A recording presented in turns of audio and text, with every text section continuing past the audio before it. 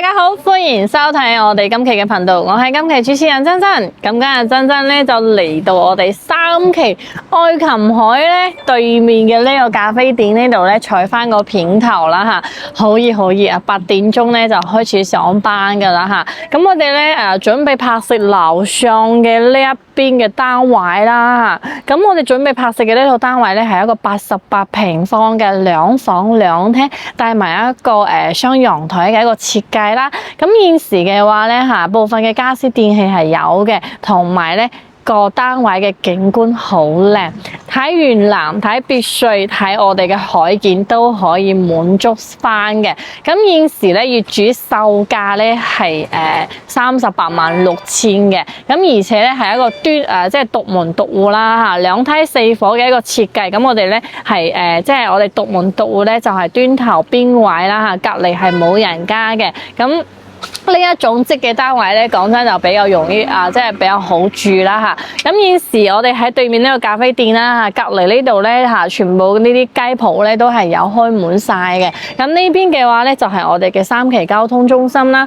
3期交通中心有我哋嘅京橋巴士上落車點啦，有我哋嘅呢個穿梭巴士嘅免費車點啦嚇。咁呢邊嘅話咧，再睇翻嚇呢一塊咧，我哋係有一個專門充呢啲電車嘅充電樁啊，都係喺呢一塊嘅。咁前面咧就係我哋嘅呢個海鮮市場啦嚇，咁再前面咧就係我哋嘅萬田超市啦。成個樓下嘅配套咧係非常之成熟嘅。咁呢個2房咧嘅景觀真係非常之靚啦！諗住買翻個2房唔到40萬嘅預算啊，咁我哋咧不妨跟住鏡頭上去望一望呢套單位先。Hello， 好啦，珍珍已經到咗呢個單位嘅陽台呢度啦。咁再同鏡頭前面嘅朋友講多一次呢套單位嘅一個狀態先啦。首先係位於我哋十里銀灘3期愛琴海最中心嘅呢個屋苑啦嚇。咁一個88平方嘅2房2廳，帶埋雙陽台嘅一個設計，睇海景、睇園景、睇別墅景嘅一個景觀啦，真係呢個單位係非常之靚嘅。咁現時咧家私家電咧都係有齊嘅啦，咁售價咧就係386000。有興趣嘅朋友，我哋跟住鏡頭繼續睇翻，就從我哋嘅呢個陽台呢邊睇啦嚇。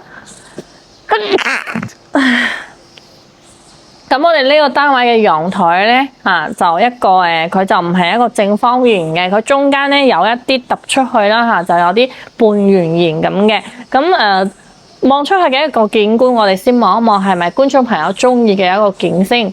嗱，樓下係睇住我哋小區嘅呢個園林景觀啦。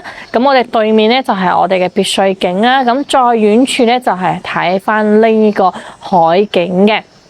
咁我哋愛琴海嘅呢個屋苑咧，咁我哋呢一邊嘅話咧，出門就係已經到咗我哋嘅呢個門口嘅呢個3期交通中心啦。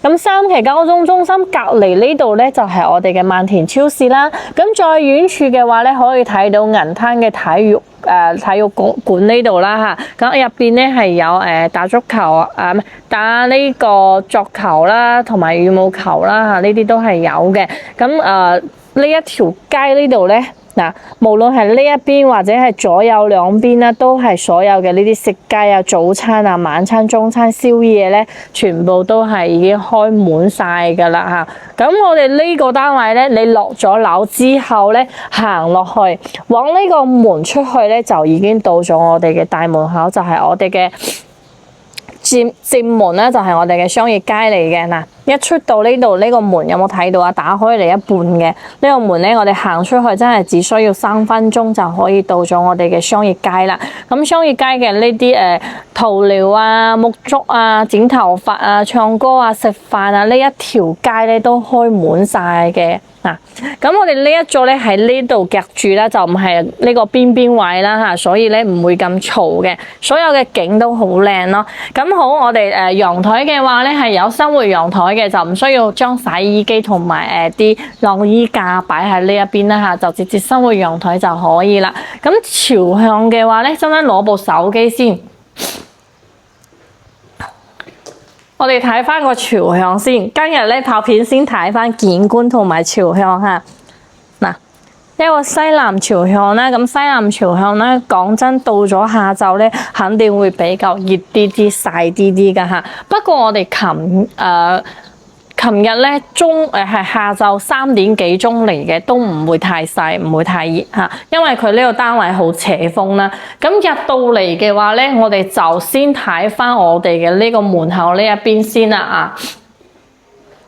嗱，獨門獨戶啦，三梯六伙嘅一個設計。咁我哋從電梯咧出咗嚟之後咧，就係嚟到我哋嘅呢個我仲有望一望呢個我應該講錯咗，兩梯4伙嘅一個設計啦嚇，咁我哋呢一邊同我哋嗰個裝修過嘅個積唔同，兩梯4伙嘅一個設計。咁我哋出咗電梯咧過嚟嘅話咧，就係我哋嘅呢個門口啦。咁隔離咧係冇人家嘅，所以咧呢啲空間咧我哋全部可以自己去利用啦。譬如話呢啲你可以用嚟擺鞋啦嚇，做翻個鞋櫃係完全冇問題嘅。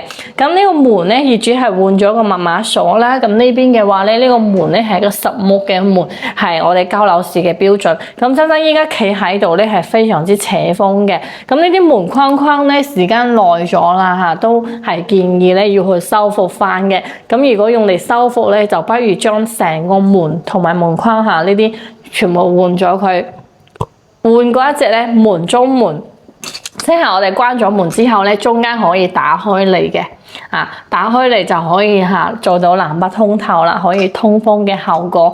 入翻嚟咁我哋成個單位嘅呢個店嘅總開關係我哋入門嘅左上方啦。咁你一開咗門之後咧，過道呢啲餐廳客廳嘅燈咧都好順手咁開住噶嚇。咁呢邊嘅話咧就有一個鞋櫃啦。咁呢個鞋櫃咧係一個訂製斜住嚟擺放嘅鞋櫃。過嚟睇下呢個空間都係非常之闊落嘅。咁上面咧仲做咗啲櫃啦，俾我哋用嚟儲物啦嚇。咁呢個咧呢個夾板呢度咧中間佢鏤空咗，咁平時翻到屋企將包包啊、手機咁擺低，我哋可以除鞋啦嚇，或者出門都好啦，擺喺度我哋可以着鞋先至出門，係比較方便嘅。咁入翻嚟嘅話咧，我哋右手邊咧係我哋嘅2個房間，即係我哋嘅休息區同埋呢個乾濕分區嘅呢個淋浴間、洗手間啦。淋浴區嘅話咧空間都係算 OK 嘅90公分嘅一個闊度，咁我哋咧係有帶面窗噶啦嚇，呢個洗手間花灑都係有噶啦。咁再出翻嚟咧，呢個就係我哋嘅洗手台啦，帶咗一個圓圓嘅洗手盤，有帶呢個化妝鏡啦。咁下面呢啲空間都係有儲物噶灰智藍色嘅馬桶喺呢一邊，咁我哋嘅呢個天花啦都可以望一望啦，係冇問題嘅。不過咧都係建議吊翻個鋁扣板咧，會比較襟用啲啦嚇。咁成個洗手間咧，我哋係有一個單位咧，現時嘅話咧係全部拆咗嚟做過嘅，嗰一隻就好靚啦。淋浴間嘅門改咗嚇。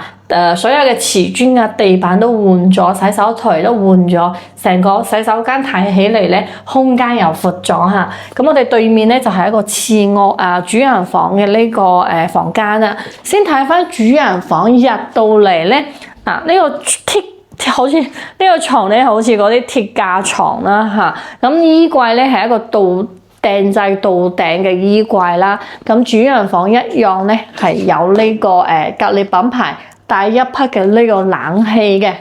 成間房嘅牆身咧，佢係一個原始裝修，就冇重新裝修過嘅。咁有一個贈送嘅飄窗坐喺度啦，可以望到呢個園景、別墅景同埋海景，隱私性係非常之高嘅一個單位啦。地板佢係一個仿木呢個複合木地板就係原始裝修嗰一隻。咁嚟到隔離咧就係我哋嘅次臥啦。咁次臥嘅話咧就簡單擺咗一個1.5米嘅床，咁同埋呢個格力品牌嘅冷氣都係裝好晒噶啦。咁呢間房佢嘅面窗喺呢一邊都係一樣咧，對住個碧水景啦、園景啊、海景啊喺度睇咧，係非常之舒適嘅一個景觀㗎嚇。咁平時咧，如果喺度咧擺一張書台咧，都係非常之 OK 啦。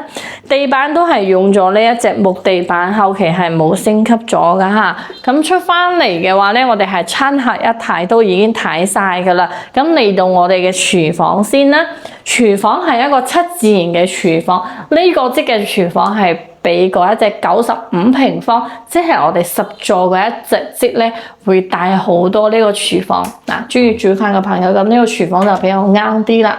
嗱，呢啲櫃咧全部都係有儲物空間嘅，單星盤嘅一個設計啦。呢度有插座，擺電飯煲啊、水煲都係 OK。嗱，燃氣入戶可以猛火煮餸啦，抽油煙機、交流式嘅標準都係有晒噶啦。咁呢度空住嘅呢啲空間咧，可以用嚟你呢度拆咗佢啦。業主係自己裝噶嘛，佢就唔用消毒櫃。如果係要用消毒櫃嘅呢個粉絲朋友，你就可以將呢個拆咗佢嚇，裝翻一個洗碗機或者係呢個消毒櫃。嗱，呢邊仲有啲空間有拆咗啦，擺電磁爐啊，或者係我哋嘅微波爐啊，呢啲都係有空間嘅。嗱，雪櫃咧就係美的品牌，呢一隻咧就比較舊款啲啦嚇，就擺喺呢一邊嘅。廚房移步出嚟咧，有一個生活陽台啦。生活陽台咧，佢有呢個萬家樂品牌嘅熱水器，已經係安裝好咗啦。咁呢個燃氣表咧係一個新款嘅燃氣表喎。2024年11月19號已經係換好咗啦。咁呢個燃氣表嘅話咧，咁我哋後期咧就可以。似先有啲懵咗咁呢個燃氣表咧，我哋後期就做翻個轉名，唔需要再去換新表啦。洗衣機擺喺度最好咧就換一隻滾筒式或者係大啲嘅洗衣機嚟用啦嚇。呢一隻就比較老款啲噶啦。生活陽台已經封好咗窗啦嚇，都係業主後期花咗錢去做翻嘅。天花呢度咧都係冇問題，裝咗一條我哋成日講嘅呢一隻150蚊包安裝嘅晾衣架，都係已經裝好晒噶啦。嗱，咁我哋廚房出嚟咧就係我哋嘅飯廳啦。飯廳呢邊咧就算擺翻個圓台大圓台都係夠空間嘅。咁呢個餐台咧就係4到6個人位置嘅一個餐台啦其實有咁闊落嘅呢啲空間唔好嘥咗，可以將呢啲餐台咧唔好擺咁左定突翻嚟出我哋呢啲空間咧留啲嚟做翻個成排嘅酒櫃啦，或者係儲物櫃喺度啦。咁你成間屋放酒啊、酒杯啊，又多咗好多空間。好多客人咧會喺餐台隔離做翻個呢個酒櫃。咁好啦，呢個係餐廳，咁我哋嚟到呢邊咧就係一個會客區。會客區嘅話咧，佢就擺咗3個人位置嘅呢個簡單嘅呢一個梳化啦。咁呢個係茶台嚟嘅，茶台係擺喺中間。有咁闊落嘅一個客廳，擺咗呢啲家私咧，我覺得比較小氣啲啦嚇。咁我哋總開關係去到1、2、3、4、432、3.5米嘅一個開間，成個開間嘅闊落咧係去到3.5米啦。咁廚房到我哋呢度1、2、3、4、5、6、7、8，差唔多7米咯喎。我哋呢個墊身係非常之長嘅，就唔算埋嗰個門口，即係廚房門咧算到呢度嚇，所以成個餐客一睇咧，佢嘅空間真係好闊落啦。42寸嘅電視機啦，咁最好擺翻個65寸比較啱啲。咁係地櫃啦，同埋呢啲梳化茶台都唔建議我哋嘅呢個業主留低㗎啦。呢啲家私講真，全部都係比較普通嘅。你既然買咗咁靚嘅一個海景房嚇，咁你要襯翻啲靚啲嘅家私㗎啦。展示下全屋嘅呢個天花四角啦，可以睇到嚇，所有嘅呢個天花四角咧，佢都係原始裝修，冇出現甩皮啊呢啲現狀嘅 keep 得係非常之好啦。咁客廳係有一個冷氣啦嚇，都係有裝咗一個掛式嘅冷氣。窗簾嘅話咧，就有一個羅馬桿嘅布織嘅窗簾。我覺得呢個窗簾咧，同我哋所有嘅家私都唔搭嚇。既然中意呢種簡陋風格嘅家私，我哋就裝翻一個奶油色嘅窗簾嚇，就比較好睇啲啦。8樓唔高嚇，紗窗門呢啲全部都有裝好噶啦。嗱，呢啲全部都有裝好啦。平時你咁關咗佢防蚊又可以通風嘅，可以做到呢個作用啦。成間屋已經睇晒啦，兩房兩廳帶埋雙陽台嘅一個設計嚇。其實咧，所有嘅家私我覺得就係訂製咗呢個鞋櫃啦，同埋主人房嘅衣櫃啦可以留低，同埋啲冷氣啊、電器可以留低。其他家私我覺得都覺得麻麻地啦嚇。真係我哋嘅呢個單位佢嘅 view 有咁靚。你擺咁嘅一啲家私電器，我覺得好即係好唔襯翻啦嚇。咁成個單位咧係一個88平方嘅，咁兩房兩廳帶埋雙陽台嘅一個設計。現時佢嘅售價咧係386000。咁我哋總結翻些少嘅優缺點啦。首先呢個單位佢西南朝向，到咗下晝咧會熱啲啊，會曬啲。咁第二個咧，所有嘅家私係比較普通嘅。咁後期當然係換翻一啲比較高檔次嘅單位啦嚇，唔係高檔次嘅呢個家私。咁第三個有冇啊？第三個咧我就第三個有冇啊？咁愛琴海呢邊嘅樓齡啦都有已經係10年噶啦，咁時間都比較耐啲啦嚇。咁其他缺點咧就講唔翻太多，講翻優點嘅話咧，咁目前40萬唔到，買一個睇園景、睇別墅景、睇海景嘅單位啊，成個 view 咧係好靚好靚嘅。咁目前咧佢呢個價錢買呢種 view 嘅單位喺海邊啦，佢嘅性價比係比較高嘅。咁我哋留翻啲3-4萬蚊嚟買翻啲家私家電啦。咁呢個單位都係40萬出42萬左右啦嚇。咁所以咧我哋呢個單位嘅優點咧景觀靚啦，同埋我哋樓下嘅商業配套交通方便啦。你一落樓咧，啱啱真喺陽台嗰度咧有介紹噶啦。一落樓行前面3分鐘就已經到咗我哋嘅呢個門口嘅商業街啦嚇。咁再去到3期交通中心都係只需要行到5分鐘就可以去到噶啦。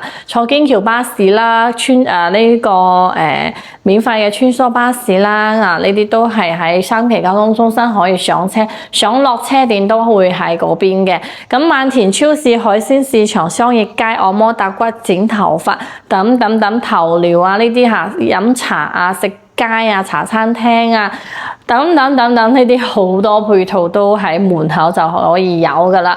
咁所以啦無論係交通或者係配套都好啦係非常之成熟嘅一個小區。有興趣嘅朋友咧，可以掃描上方嘅二維碼聯繫翻珍珍，攞翻呢套單位詳細嘅資料，或者係你哋有咩需求，或者係珍珍有咩冇講解到嘅，都可以去私信翻珍珍啦。咁除咗做翻啲二手樓，我哋仲有做翻一手樓噶。咁我哋玩我哋買一手樓嘅好處咧，第一，免佣金對你，第二，攞到開發商俾我哋最平最優惠嘅價錢，第三個仲有一個最少2萬蚊嘅個福利返俾大家噶。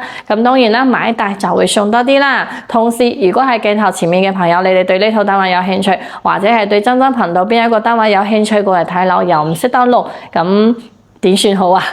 冇問題，我哋係有提供一個私人專車接送嘅服務啦，只需要從香港過咗嚟深圳嘅各大口岸，我哋都會去到嗰邊車大家過嚟睇樓嘅。只需要提前半日或者係1日嘅時間，同我哋打一個電話啦，或者係 WhatsApp 或者係微信啦，同我哋約定翻聽日幾點鐘幾個人喺邊一個口岸等翻。咁我哋咧就會喺約定嘅時間地點提前到達嗰度等候大家。車大家過嚟睇樓期間係唔會有咩睇樓費，唔會有咩車費噶免費睇樓，無憂睇樓，唔需要有任何嘅呢個心理壓力，因為你買一個單位唔係買一樖菜啊嘛，要買自己中意嘅，要買家人同意先至係最好噶。咁我哋呢期已經講到差唔多啦，仲未點訂閱嘅朋友，麻煩你要發出嘅手指幫珍珍點翻個訂閱，你哋嘅支持係我堅持拍攝道路上最大嘅動力。咁我哋下期再見啦，拜拜。